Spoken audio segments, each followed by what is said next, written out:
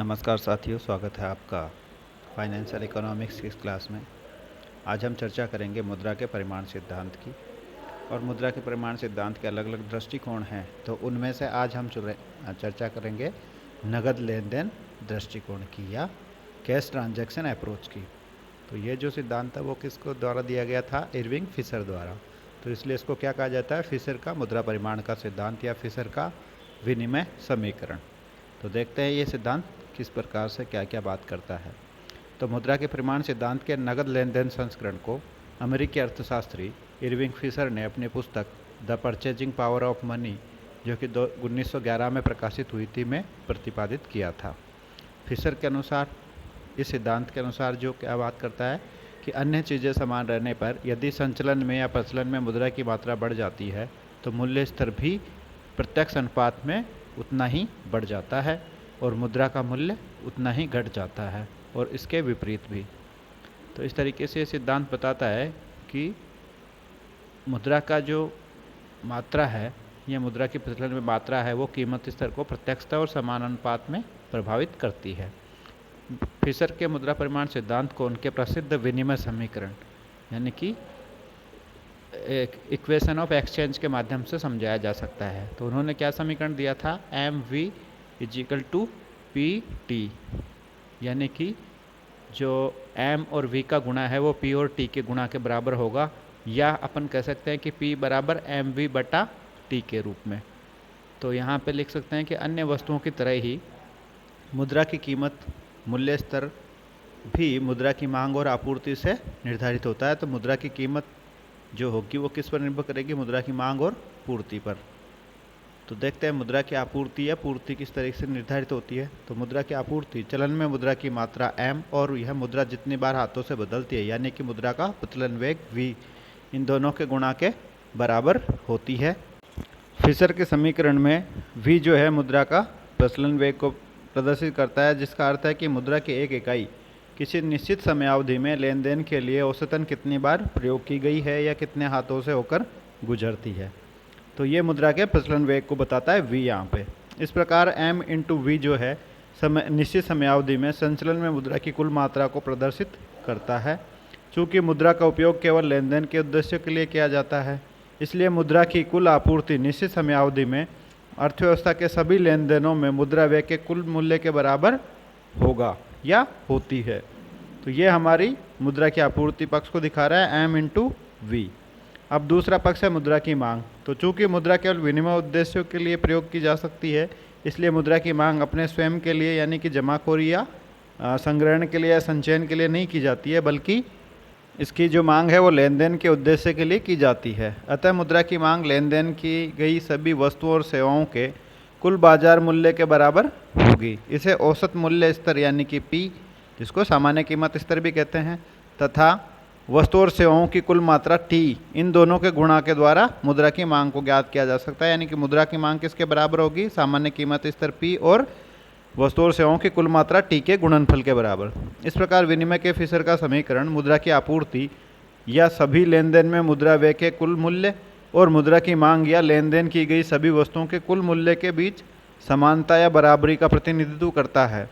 यानी कि मुद्रा की आपूर्ति जो है मुद्रा की मांग के बराबर होगी, या दूसरे शब्दों में कहें सभी लेन देनों में मुद्रा व्यय का कुल मूल्य बराबर होगा लेन देन किए गए सभी वस्तुओं के कुल मूल्य के। तो ये जो है मुद्रा की मांग और आपूर्ति को बराबर करता है, या सभी मुद्रा व्यय लेन देनों में मुद्रा व्यय का कुल मूल्य होगा वो लेन देन किए गए वस्तु और सेवाओं के कुल मूल्य के बराबर होगा। तो यही हमारा ये जो समीकरण है वो MV बराबर है PT के, इसको प्रदर्शित करता है। या इसको फिर P के रेफरेंस में देखें तो P = MV/T आ जाएगा।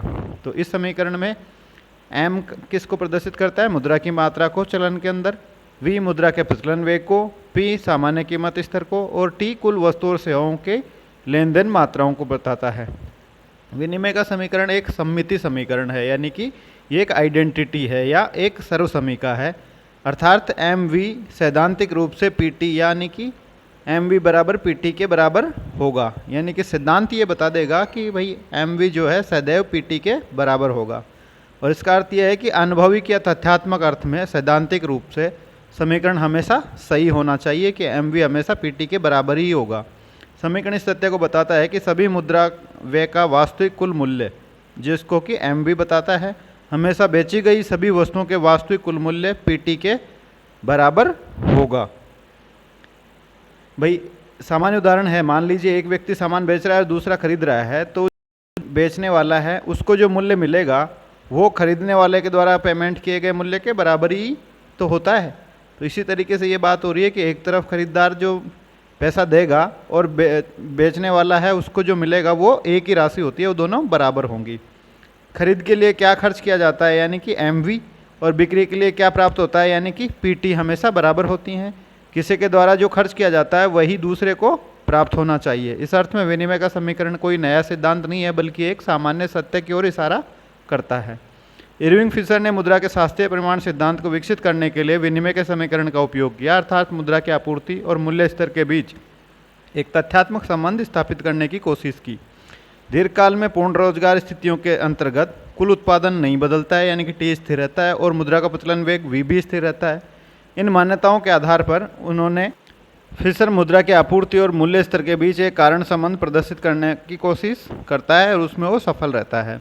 इस तरह फिशर ने निष्कर्ष निकाला कि मूल्य का स्तर प्रत्यक्षतः प्रचलन में मुद्रा की मात्रा के साथ बदलता रहता है, बशर्ते उस मुद्रा के प्रचलन वेग v और व्यापार की मात्रा t को करने के लिए बाध्य है वो परिवर्तित नहीं होती हैं। यानी कि मुद्रा का प्रचलन वेग भी स्थिर रहता है और वस्तुओं के लेन देन की मात्रा भी स्थिर रहती है। तो मूल्य स्तर जो प्रत्यक्षतः किस पर निर्भर करेगा? मुद्रा की मात्रा पर। इस प्रकार मुद्रा का शास्त्रीय परिमाण सिद्धांत बताता है कि v और t अपरिवर्तित रहते हैं, तो मुद्रा में परिवर्तन मूल्य स्तर में प्रत्यक्ष और समानुपातिक परिवर्तन का कारण बनता है। इरविंग फिशर ने मुद्रा की कुल आपूर्ति में मांग यानी कि मांग जमा या बैंक जमा प्रदर्शित करता है, और उसके प्रचलन वेग यानी मांग जमाओं के प्रचलन वेग, जिसको कि वी डैश से प्रदर्शित करता है, को भी शामिल करने के लिए अपने विनिमय के समीकरण में कुछ संशोधन किए और उसका समीकरण निम्न रूप में बताता है। तो अब यह समीकरण क्या बन जाता है? m into v plus m dash v dash, यानी कि दोनों तरह की मुद्राएं शामिल हो गई इसमें। एम वी तो हो गई करेंसी मनी यानी कि नगद मुद्रा, और एम डैश वी डैश हो गई यहाँ पे साख मुद्रा जो बैंकों द्वारा सृजित की जाती है। वो दोनों जोड़ करके किसके बराबर होनी चाहिए? पीटी के बराबर होनी चाहिए। तो यहाँ पी का जो फॉर्मूला बन जाएगा वो हो जाएगा m into v plus m dash v dash, और उसमें भाग दे दिया पूरे में टी का। तो इस प्रकार फिशर के अनुसार सामान्य कीमतों का स्तर पी जो है वो विशेष रूप से 5 निश्चित कारकों पर निर्भर करेगा, सामने वाले 5 अलग अलग फैक्टर्स पर। तो पहला कौन सा है? प्रचलन में मुद्रा की मात्रा यानी कि m, और इसका प्रचलन वेग यानी कि v, और बैंक जमा की मात्रा m डैश, और इसका प्रचलन वेग v डैश, और व्यापार की मात्रा t पर। तो यह 5 कारकों पर सामान्य कीमत स्तर इस समीकरण के आधार पर निर्भर करता है। लेन देन के लिए मुद्रा के परिमाण सिद्धांत का दृष्टिकोण यह बताता है कि अन्य बातें समान रहने पर, अर्थात यदि v मुद्रा का प्रचलन वेग, m डैश यानी कि साख मुद्रा, और v डैश साख मुद्रा का प्रचलन वेग, और t यानी कि वस्तुओं और सेवाओं की मात्राएं अपरिवर्तित रहे, तो m और p के बीच में सीधा और अनुपातिक संबंध हो जाएगा। अगर मुद्रा की मात्रा दोगुनी हो जाएगी तो कीमत स्तर भी दुगना हो जाएगा। इसी प्रकार से यदि मुद्रा की मात्रा और उसके बाद में क्या होगा? कीमत स्तर दुगना होगा तो मुद्रा का मूल्य आधा हो जाएगा। और इसके विपरीत अगर मुद्रा की मात्रा आधी कर दी जाए तो मूल्य स्तर भी आधा हो जाएगा, सामान्य कीमत स्तर भी आधा हो जाएगा, और मुद्रा का कुल मूल्य जो है, मुद्रा का जो मूल्य है वो दोगुना हो जाएगा। तो इसको अपन एक एग्जाम्पल से समझ सकते हैं। फिशर के मुद्रा परिमाण सिद्धांत को समझने के लिए हम एक एग्जाम्पल ले रहे हैं। माना कि है यानी कि नगद मुद्रा की जो आपूर्ति है वो 1000 रुपये है, साख मुद्रा यानी कि एम डैश की आपूर्ति 500 रुपये है। इसी तरीके से वी जो है नगद मुद्रा का जो प्रचलन वेग है वो 3 के बराबर है, और साख मुद्रा का प्रचलन वेग 2 के बराबर है, और टी का जो है वस्तु और सेवाओं की मात्रा 4000 के बराबर है। तो अब हम ज्ञात करें कि पी कितना होगा। तो m into v plus m dash v dash बटा टी का फॉर्मूला लगाएंगे, और उसमें हमने वैल्यूज़ पुट करी तो p बराबर निकल के आया ₹1 पर गुड, यानी कि p का मूल्य आया ₹1 प्रति वस्तु। और वैल्यू ऑफ मनी यानी अगर हमने ज्ञात करा यहाँ पे मुद्रा का मूल्य ज्ञात करा तो वो 1/p होगा, जो कि 1 के बराबर आ रहा है। इसी तरह से अगर हम अब इन मात्राओं को m और m डैश को दोगुना कर दें तो पहले 1000 था, अब 2000 कर दिया, और एम डैश को पहले 500 था, अब 1000 कर दिया, और उसके बाद में यही पी कैलकुलेट किया तो वो आ रहा है 2 रुपये पर वस्तु। और मुद्रा का जो मूल्य है वो पहले की तुलना में 1/2 की जाती है, यानी कि एम 2000 रुपये, एम डैश को 1000 कर दिया जाता है, तो मूल्य स्तर भी दोगुना हो जाता है, और सामान्य कीमत स्तर दोगुना हो जाता है, और मुद्रा का मूल्य पहले की तुलना में आधा हो जाता है।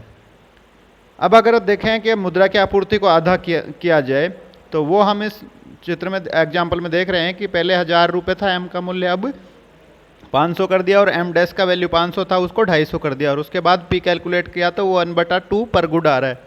तो पी का वैल्यू आ रहा है आधा रुपया पर वस्तु, और वैल्यू ऑफ मनी यानी मुद्रा का मूल्य देखें तो वहाँ पे आ रहा है 1/p, यानी कि 2 गुना हो गया है।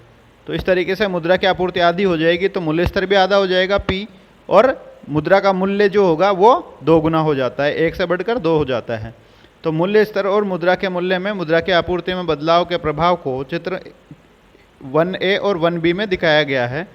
सामने जो चित्र देखेंगे नेक्स्ट स्लाइड में, उसमें हम देखेंगे कि चित्र A1 में जब मुद्रा की आपूर्ति OM से OM1 तक दोगुनी की जाती है तो मूल्य स्तर भी OP से OP1 तक दोगुना हो जाता है। ये आप ऊपर वाला चित्र देख रहे होंगे, तो OM से OM1 तक कर दिया डबल, तो कीमत स्तर भी आपका OP से OP1 हो गया।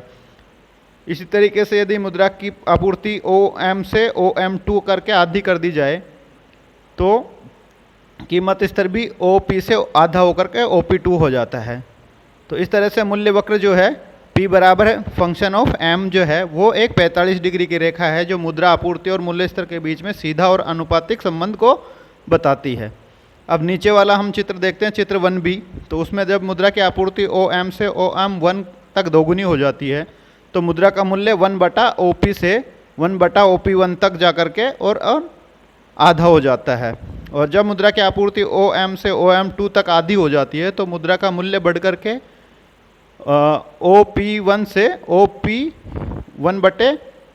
P1 से 1/P2 तक जाकर के दोगुनी हो जाती है। तो ये आपका मुद्रा का मूल्य जो होता है वो उल्टा डायरेक्शन में चलता है। तो मुद्रा का जो मूल्य वक्र है वो 1/P बराबर फंक्शन ऑफ M एक आयताकार अतिपरवलय या हाइपरबोला वक्र होता है जो मुद्रा की आपूर्ति और मुद्रा के मूल्य के बीच में एक व्युत्क्रमानुपाती संबंध को बताता है। तो इस तरीके से ये सिद्धांत हमने समझा है। अब देखते हैं कि इस सिद्धांत कौन कौन सी मान्यताओं पर आधारित है। तो फिशर सिद्धांत की मान्यताएं हैं। पहली है मुद्रा का प्रचलन वेग यानी कि v स्थिर रहता है। फिशर के अनुसार मुद्रा का प्रचलन वेग v स्थिर रहता है और मुद्रा की मात्रा में परिवर्तन से प्रभावित नहीं होता है। मुद्रा का प्रचलन वेग जनसंख्या, व्यापार गतिविधियों, लोगों की आदतों, ब्याज दर आदि जैसे बहिर्जात कारकों पर निर्भर करता है और ये कारक अपेक्षाकृत स्थिर होते हैं और समय के साथ बहुत धीरे धीरे बदलते हैं। इस प्रकार वे स्थिर बना रहता है ताकि मुद्रा M की आपूर्ति में किसी भी परिवर्तन का मुद्रा के वेग V पर कोई प्रभाव नहीं पड़ता है। इसके बाद में नेक्स्ट जो मान्यता है उसकी चर्चा करेंगे हम अगले वीडियो में। धन्यवाद।